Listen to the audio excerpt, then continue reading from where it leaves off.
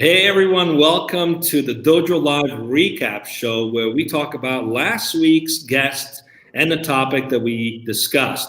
I have my cast with me today, Carlos Ponce and Laura Frimbres, who's joining us, and we're going to recap 5 key points that we took away from last week's conversation.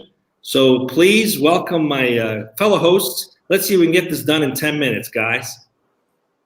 So there were 5 things that stood out from our conversation last week, specifically about the role that the private sector can have towards more sustainability in the use of energy, right? We often talk about how the government needs to solve this problem, but it was an interesting argument and conversation around the role of the private sector. And I found it really fascinating, number one, that when we talk about sustainability, we often consider it as an issue of like, how do we get off dependency on coal or oil and use solar energy and wind energy?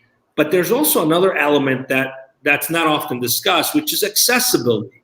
There are billions of people in the world that don't have access to regular electricity like we do in the Western world.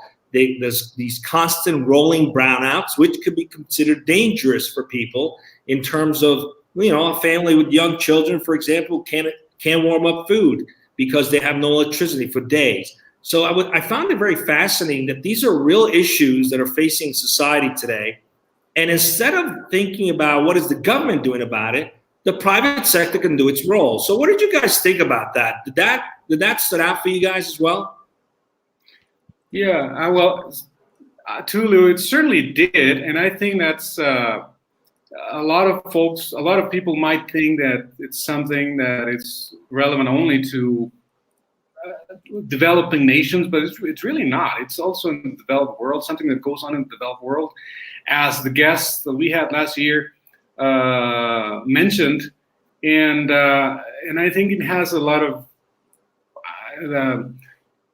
corners, so to speak, because there are a lot of interests. When you're trying to develop a specific technology, you want to put it in everyone's hands, but there are some things that might get in the way. We're not getting too political about the topic, but still, it's about becoming aware that there's a need to. If we're to survive as a species, then we just need to make sure that we get more sustainable technology in the hands of everybody. Okay, and that might come with a price tag. So we know that. But how much are we willing as a society to work towards that? I think that's the challenging part. And I think that that's my personal take on the subject. I have to say it was very difficult to have the conversation and not get political about it. Yeah. We gave guidance to our guests. Let's keep this apolitical. Let's not, get into that sphere conversation. But it was very difficult to not get political about it because it's a real issue. And but I was encouraged with this idea that if it matters so much to everyone and all of us, then we should do something about it, and the private sector should participate.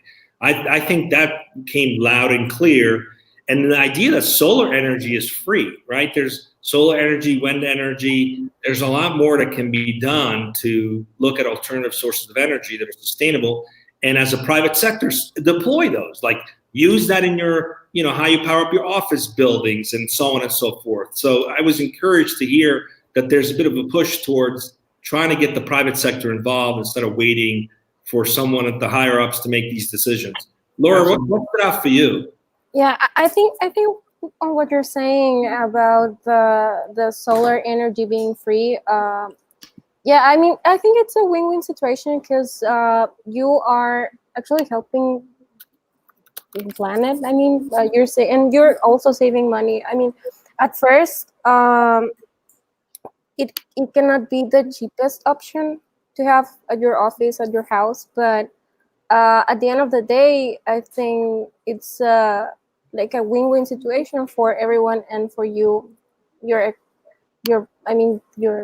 talking about money, right? So and yeah, something that really stood out for me was that the part of there are it's not just about sustainability, it's also about access and the lack of access. I mean, you think that you need to do something to improve or to be more sustainable, but there are some countries that don't even have energy, so to speak. So Yeah, that's very heartbreaking. I mean, 3 billion people are affected by the fact that they may not have regular access to electricity or lighting like we do in the rest of the world. It's interesting. I did a little more digging into this.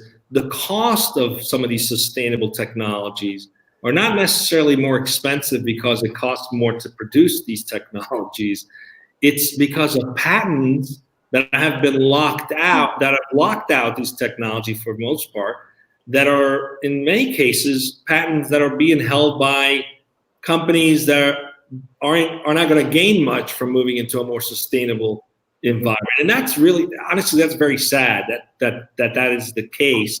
And again, it's very difficult not to get political about this, but at the end of the day, we all bear responsibility to make better choices. Use lighting in the house that doesn't require, be more green, be more efficient, and keep in mind that there are people in this world who are not getting access like the rest of us. And if that's something that matters to us, maybe we should get involved and look for opportunities to volunteer, to make a difference, to do something about that, because that is, unfortunately, half of the population lives in conditions where they're not experiencing the same benefits of having access to electricity and lighting and all the things, all the comforts we're used to on a regular basis.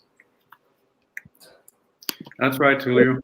Anything else stood out for you, Carlos, while we were talking with them? Well, I guess that one of the key points that was mentioned, or that I think is important, is just don't wait. Don't wait for the government to do things.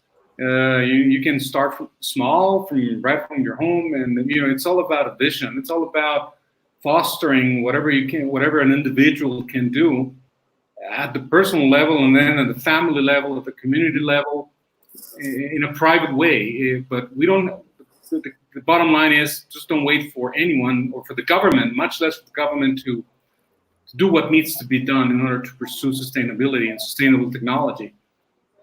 I think that's another takeaway on my end. Yeah, I mean, at the end of the day, what's required is for all of us to play a part in being change agents, and the private sector can do a lot more to push this agenda forward. And it's about time. Just think about some of the largest companies in the world, the amount of resources they have available, even in funding. They could be doing a lot more, and that came out very loud and clear on the show. So doing good is the right way to do business. So that would be a good wrap up for us.